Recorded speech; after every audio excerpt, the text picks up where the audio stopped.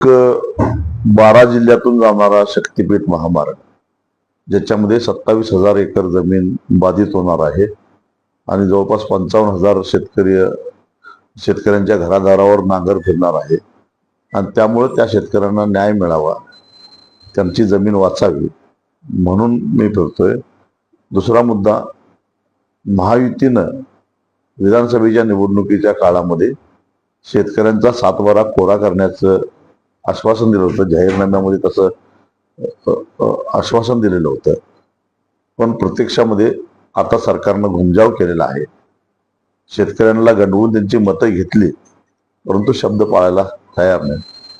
दुसरं एक आश्वासन त्यांनी जाहीरनाम्यातून दिलेलं होतं, ते म्हणजे शेतकऱ्याचा जो हमी भाव आहे केंद्र सरकारने जाहीर केलेला, त्याच्यावर 20% अनुदान आम्ही देऊ.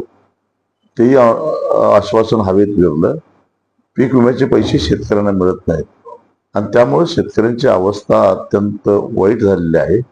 कालच केंद्रीय कृषी मंत्र्यांनी लोकसभेमध्ये सांगितलं की महाराष्ट्रामध्ये शेतकऱ्यांचं उत्पन्न हे शेतमजुरापेक्षाही कमी झालेलं आहे. खरं तर याची लाज वाटली पाहिजे आणि त्यामुळं देशामध्ये सर्वाधिक आत्महत्या ह्या महाराष्ट्रामध्ये होत आहेत. त्याचं कारण हेच आहे. सौ का साठ करना और बाप का नाम चलाना अशी अवस्था शेतकऱ्याची झालेली आहे. म्हणून या संदर्भात व्यापक जनजागृती करून राज्यकर्त्यांना याचा जाब शेतकऱ्यांनी विचारला पाहिजे.